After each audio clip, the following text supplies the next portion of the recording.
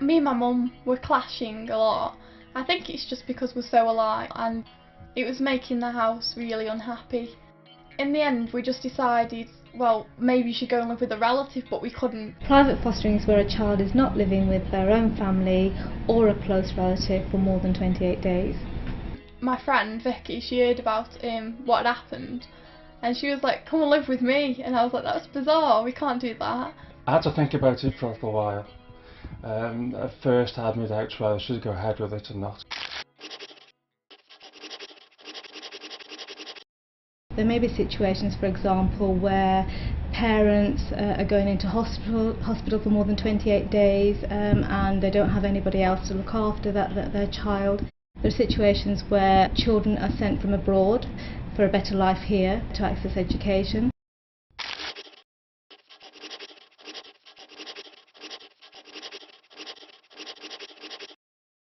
Parents, professionals, carers, anybody who comes across a private fostering arrangement needs to notify the local authority 6 weeks before the private fostering arrangement is due to start.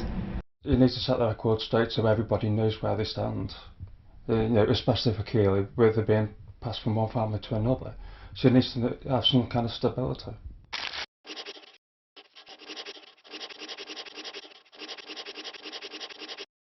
Having a social worker involved is very supportive for both the child and also the private foster carer.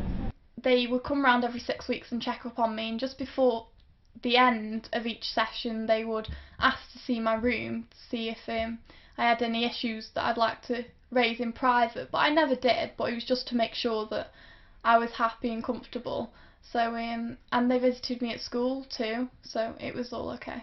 And usually private fostering arrangements are not indefinite arrangements. There may be arrangements for a period of time and then the child can go back home.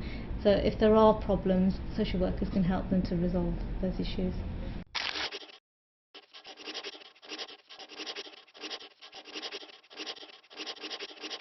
Be clear about how many days it's going to be, what's expected of each other, issues around contact, about the child's medical history, if they've got any special needs. So it's quite important, in fact, that information is passed on to the private foster carer so they know exactly how to deal with a child's needs.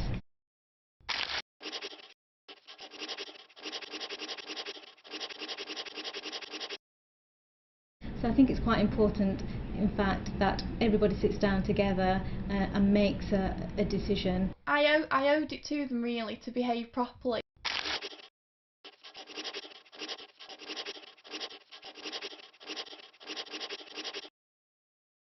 They had to carry out a CRB check on Vicky's dad to make sure it was safe. We had to make sure that we had good sleeping arrangements.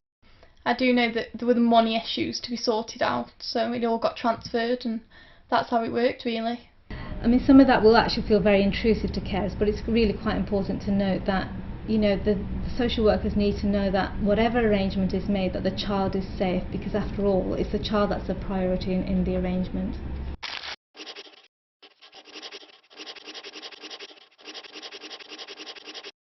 Emotionally they may need a lot more support, or they present with quite challenging behaviour when they're actually living with a private fostering arrangement.